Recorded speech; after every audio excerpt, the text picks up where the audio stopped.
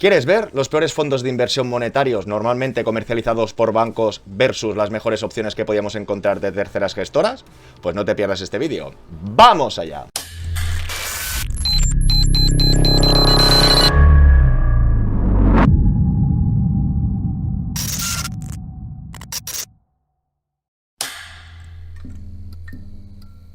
Hola a todas y todos, bienvenidos al Banquero del Pueblo y recordaros que cuando lleguemos a 100.000 suscriptores nos veremos las caras. Y en la sesión de hoy veremos las peores y las mejores alternativas de fondos de inversión monetarios. Pero antes unas aclaraciones de la última sesión que os dejo por aquí. Como siempre, agradecer todos vuestros comentarios y preguntas porque me ayudan a saber qué opináis, qué no opináis o por dónde van los tiros. En estas aclaraciones vamos a empezar por el significado, la definición estricta de fondo monetario. Haré un símil con la indexación al mundo. Mucha gente piensa que invertir en el mundo es el MSCI World, pero el MSCI es un proveedor de índices, en este caso de la mano de Morgan Stanley. Pero luego encontraríamos alguna divergencia, por ejemplo, con el FTSE. ¿Qué os quiero decir? Que dentro de los comentarios vi cierta ambigüedad en lo que era un fondo monetario o no, y precisamente es un tema que no está muy claro, por eso hay bastante globalidad de resultados o de respuestas. Ahora de la mano de la CNMV nos comentaría fondos monetarios. Los fondos monetarios se caracterizan por la ausencia de exposición a renta variable, riesgo de divisa y materias primas. Deben aceptar suscripciones y reembolsos de participaciones diariamente. Tienen por objetivo mantener el principal y obtener una rentabilidad acorde con los tipos del mercado monetario. En función de la duración media y del vencimiento medio de la cartera del fondo, podrá encontrar fondos monetarios a corto plazo y fondos monetarios a largo plazo.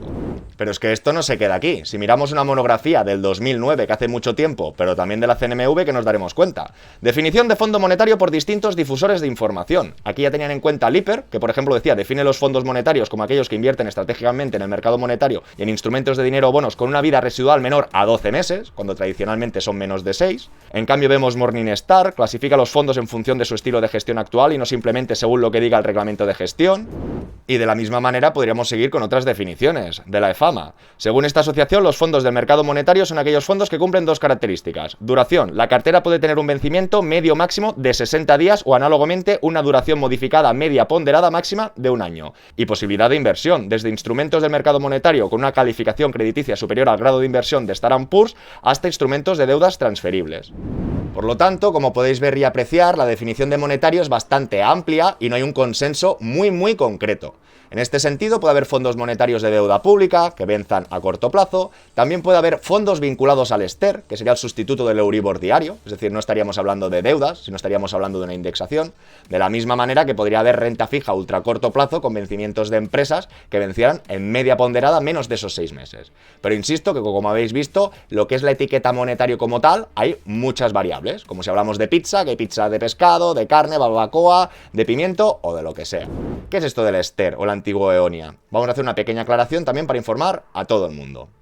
Y aquí en la hoja del Banco de España de los tipos de interés, donde diariamente recoge, ¿no?, el comportamiento del Euribor, que podríamos ver que ayer día 5 cerró en un 4,21, vemos en la primera columna el STER. Antiguamente el STER salió a finales del 2021, si no recuerdo mal. Pensar que no estaba el Euribor diario. Y hubo un sustituto. Como había pocas transacciones en esa temporalidad, crearon el STER. El año pasado el STER fue subiendo, y este año 2023 podéis ver que ha ido subiendo hasta la lectura actual, que sería un 3,90. La segunda aclaración vendría por la utilización de estos fondos monetarios. Algunos de vosotros ya indago o ya he visto que sabéis más o menos del tema, pero como sabréis intento compartir o aportar conocimiento a la mayor parte de la población. Y en este sentido España no es que seamos unos lumbreras o unos cracks. Solo falta ver que somos de los primeros países con hipotecas variables, el caso de las preferentes. Lo que os quiero decir, que no me imagino un padre de familia trabajando todo el día con los niños para arriba y para abajo, revisando las reuniones del Banco Central Europeo para ver cuándo tiene que sacar el fondo monetario. Pero en este sentido, os animo a todos a dejar en comentarios cuál es el uso que le dais a este fondo monetario o el uso que le daríais. Y así también podremos indagar y seguir en un sentido o en el otro. Y ya acabadas estas aclaraciones, empezaremos viendo esos fondos monetarios que nos ofrece la banca tradicional y seguiremos viendo las mejores opciones. Y no va a ser aburrido porque en cada una de estas fichas o de estos fondos vamos a hacer comentarios o matices que creo que son relevantes. Sigamos. Y aquí tenemos el primer conejillo de Indias. CaixaBank Monetario Rendimiento. Aquí sí que podemos apreciar que nos indican renta fija, pero en su nombre monetario rendimiento. Podríamos ver aquí sus datos y de entrada ya vemos comisión de gestión y de depósito, un 0,95 más este 0,02, vamos, que estamos hablando que de lo que nos dé el fondo, sí o sí, un 1% se lo comen en comisiones. Aquí podríamos apreciar su estadística, nos dice que la TAE en 5 años es un 0,04 y por años podríamos ver que los últimos años ha estado perdiendo y este año llevaría ganado un 1,59. Aquí podemos apreciar la distribución de plazos, como correctamente está concentrado el 75% en un vencimiento menor a 6 meses y el resto entre 6 y 1 año. Y otro detalle importante sería la distribución por ratings o esa calificación crediticia. Como podéis apreciar, casi el 70% está por una calificación de BAA, que no es tan buena como la A o como las dos A's. Es decir, al final, para compensar ese punto entero que nos cobran de comisión, tienen que comprar bonos o repos, en este caso vemos bastante peso, en Italia. Segundo conejillo de Indias, hablaríamos del Sabadell. En este caso vemos monetarios y vemos que son Sabadell bonos flotantes. Y en su ficha, ¿qué podríamos apreciar? Solo empezar, advertencia. Este fondo puede invertir hasta el 100% en emisiones de renta fija de baja calidad crediticia, por lo que tiene un elevado riesgo de crédito. Y de la misma manera que el fondo anterior, comisión depositaria un 0,05 y de gestión un 0,90. Es decir, nos están comiendo casi un punto por nosotros confiar en ellos el dinero en este fondo monetario. Y si hablamos de rentabilidades, pues podríamos ver cómo este 2023 han ganado un 2,20, pero en cambio los últimos años, en el 2022 perdió 0,63, 0,47, se quedó igual y ganó 1,36. Siguiendo con el Santander. En este sentido, Santander ya no nos deja la categoría de monetario, nos iríamos todos a de renta fija. Y lo más conservador que podríamos encontrar sería el Santander Rendimiento, que dentro de la categoría CNMV sería renta fija euro a corto plazo, tampoco como tal monetario, y sí que podríamos apreciar, de la misma manera que el de CaixaBank, rentabilidad acumulada a 5 años, negativa, menos 0,59. Y viendo su track histórico, perdiendo 2 puntos, un cuarto de punto, casi un punto y más, un punto y medio, y este año estaría recuperando un poco, pero no ha sido nada efectivo. Y en tema comisiones, más de lo mismo. Comisión de gestión 0,95 más 0,10, que esto sería un punto, 0,05. Y ya para finalizar, BBVA, donde tendríamos aquí otro buscador, veríamos que tenemos uno de empresas, importe mínimo 180.000, luego uno de bonos y luego el Fontesoro corto plazo. Podríamos apreciar qué tipo de fondo es y en qué invierte. Que invierte mayoritariamente en activos emitidos o avalados por el Tesoro Público Español, la duración media de su cartera no superará los 12 meses. Es corto plazo, pero realmente monetario tendría que ser menos de 6, teóricamente. Podemos apreciar cómo este año ha ganado un punto y medio, pero en cambio el año pasado perdió 0,84, 0,64 y 0,5. En BVA también podríamos buscar por fondos de terceras gestoras, también ordenamos por rentabilidad últimos 5 años y que nos damos cuenta que el primero de todos, inversión mínima 500.000, 180.000, hasta la tercera opción, que tendríamos un AXA sin este mínimo de entrada. Y en este sentido, este AXA, que sería un fondo de tercera gestora, no estaría mal del todo. ¿Por qué? Porque este año da un 2,35, que sería superior, el año pasado estuvo estable, perdió un poquito, y podríamos finalizar viendo cómo la comisión de custodia y de gastos corrientes es realmente bajita. No llegaríamos ni a un 0,4%, que sería una rebaja del 50% respecto a los fondos de las propias gestoras de los bancos. Como habéis podido apreciar, en la banca tradicional, esos fondos monetarios, los sean más o menos estrictamente, vemos que tienen unas comisiones muy elevadas, en torno a un punto entero, con lo que en escenarios con tipos negativos o muy bajos, ese punto entero nos va a hacer mucho daño, o si no, va a ir en detrimento de nuestra calidad crediticia de ese fondo, porque como habéis visto, van a tener que comprar emisiones con más riesgo para que paguen más intereses, Italia, etcétera, etcétera. Y a la vez vemos que en este caso BVA y alguna entidad más, en función del perfil del cliente o el patrimonio o el requisito de entrada, podría hacer fondos de terceras gestoras, que en este sentido sí que encontraríamos cosas más eficientes. Y ahora para finalizar, bajo mi punto de vista, veremos esos dos mejores fondos monetarios. Para mí la prioridad es que sean seguros, que tengan una buena calidad crediticia y en segundo lugar, que tengan poca volatilidad o que realmente ese rendimiento lo tengan a muy corto plazo y muy asegurado. En este sentido vamos a ver dos.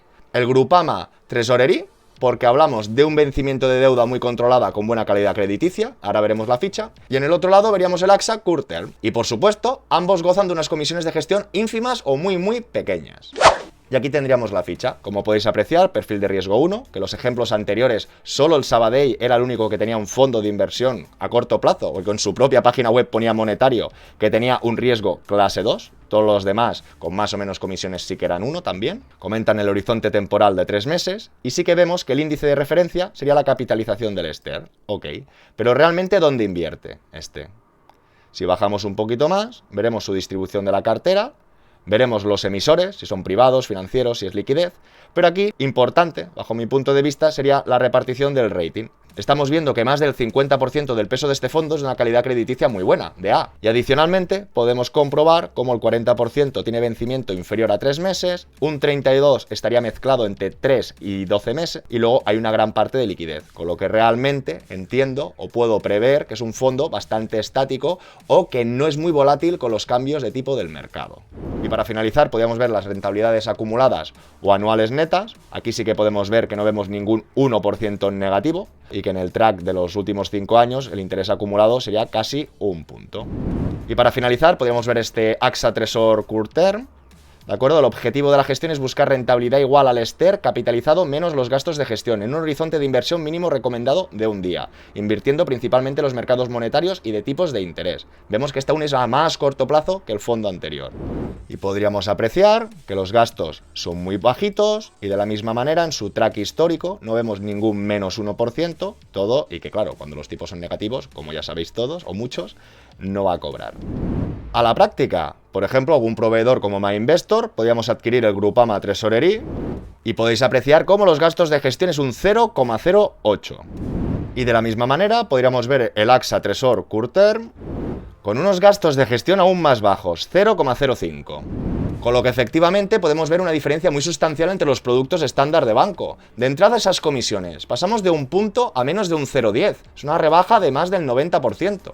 Y además comprobamos cómo efectivamente su calidad crediticia y su gestión parecen más eficientes que los otros fondos analizados. Y ya lo tendríamos todo por la sesión de hoy. Hemos hecho algunas aclaraciones, viendo el gran abanico de posibilidades o alternativas que tienen los monetarios, aunque tendría que estar más ceñido. También vemos o matizamos ese uso. Animo a toda la gente que tenga monetarios que me diga su finalidad o el objetivo de la cartera para utilizarlos.